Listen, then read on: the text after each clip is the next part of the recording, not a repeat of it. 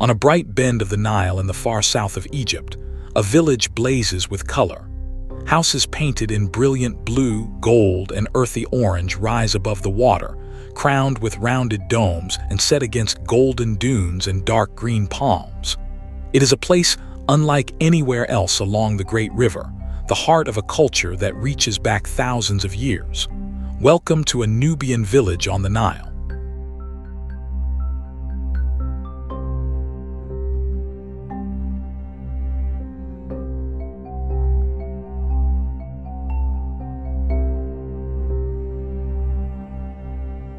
We are near Aswan, on the banks of the Nile in the far south of Egypt, in the ancient land of Nubia. Here the river narrows between granite hills and golden desert before flowing on toward the north. This is the historic doorway between Egypt and the land's upriver, a meeting place of cultures where the Nile has carried life, trade, and story for as long as anyone can remember.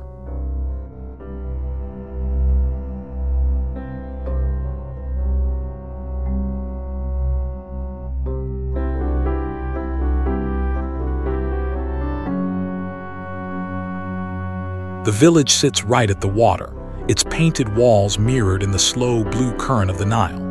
Palms lean over sandy lanes, small boats rest along the shore, and every doorway seems dressed in a different bright color. There is a warmth to the place that comes not only from the desert sun, but from generations of care. A settlement built by hand, and painted with pride on the edge of the river that gives it life.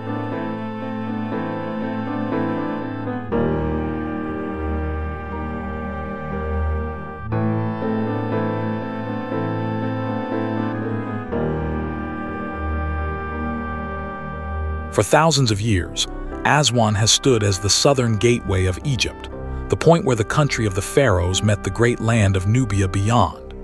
Nubia was never simply a borderland. It was a world of its own, stretching along the Nile through the far south of Egypt and deep into what is now northern Sudan, tied to Egypt through trade, gold, and the endless traffic of the river, yet always keeping its own distinct voice.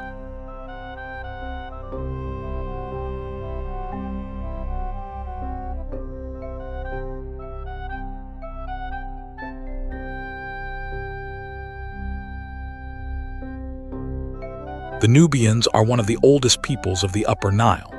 Their homeland followed the river through the far south of Egypt and into northern Sudan, and their culture and language are their own, distinct from those of northern Egypt and reaching back many thousands of years. To be Nubian is to belong to a long line of river people who have lived beside these same waters, under these same skies, since the deep beginnings of recorded time.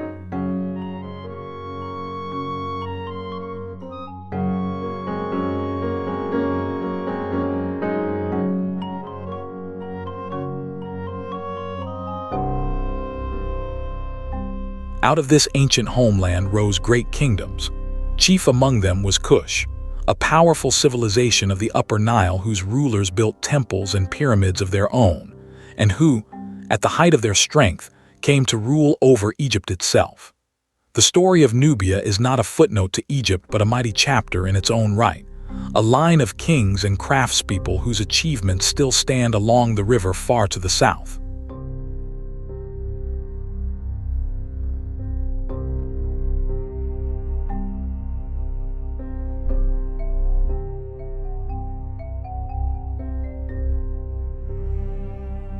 What catches the eye first are the houses. Nubian homes near Aswan are famous for their vivid paint, walls washed in bright blue and sunny yellow and warm earth colors, often decorated with patterns, symbols, and scenes handed down through the generations. Each house becomes a small work of art, a burst of color against the pale sand, a tradition of beauty that turns an entire village into a gallery open to the sky.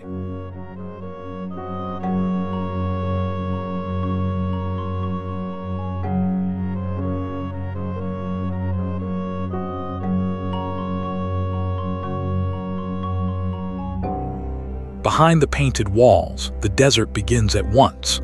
Golden sand dunes roll right down to the edge of the settlement, so that in a single view the deep blue of the Nile meets the gold of the Sahara.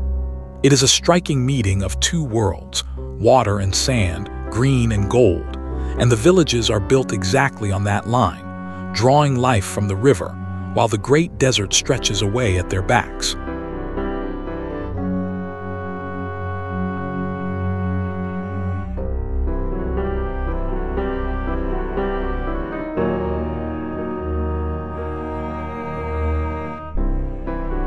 Look up, and the rooftops tell their own story. Many Nubian houses are topped with rounded domes and gentle vaults, an old and elegant way of building that keeps the rooms cool beneath the desert sun. Doorways are framed and painted with special care, welcoming and bright. These graceful curves and decorated entrances are among the most beloved marks of Nubian design, shade and beauty shaped together out of earth and lime.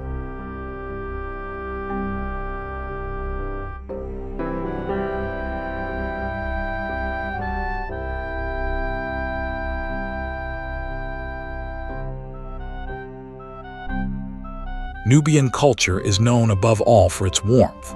Hospitality here is a point of pride, a tradition of welcoming the traveler with tea, sweet dishes, and open courtyards shaded from the heat. To be received in a Nubian home is to be treated as a guest of honor, an unhurried generosity that has become as much a part of this place as the color of its walls or the flow of the river past its door.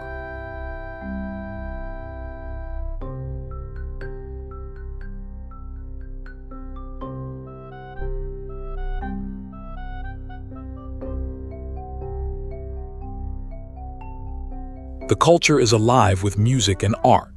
Nubian songs carry their own rhythms and instruments, filling celebrations with sound, while henna traces delicate patterns onto the skin for festive days.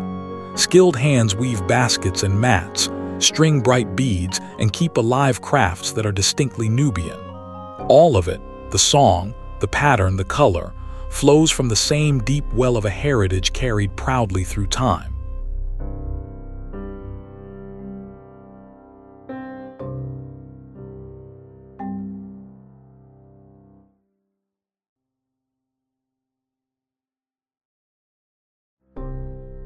Life here has always moved with the river. Graceful sailing boats called feluccas drift past the villages, their tall white sails catching the wind as they have for centuries. The Nile is a road, a source of water and fish, and the quiet heart of daily life. Along its banks, the rhythm is calm and timeless, boats gliding by, palms swaying, and the painted houses glowing warm in the light off the water.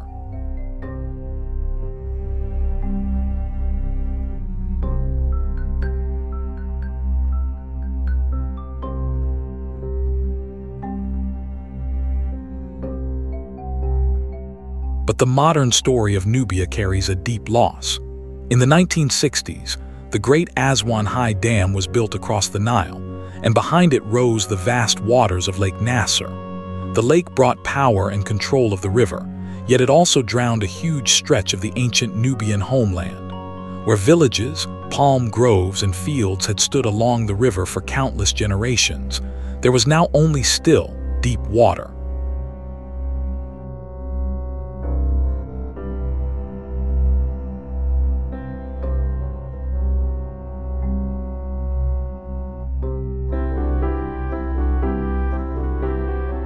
As the water rose, many thousands of Nubians were displaced from their ancestral villages and resettled far from the river they had always known. Whole communities were carried away from homes their families had held for generations, a wound the Nubian people still remember and speak of with sorrow. Beneath the calm surface of the lake lie the old villages and sacred places of a homeland that will never be seen again.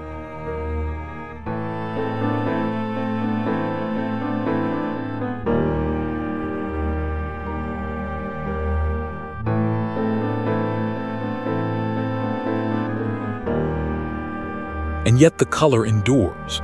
In the villages near Aswan today, Nubian people keep their heritage vividly alive, painting their houses bright, singing their songs, welcoming their guests, and passing on their language and their crafts. Out of displacement and loss, the culture has not only survived but flourished. Along this stretch of the Nile, the old spirit lives on, as luminous and enduring as ever against the golden sand.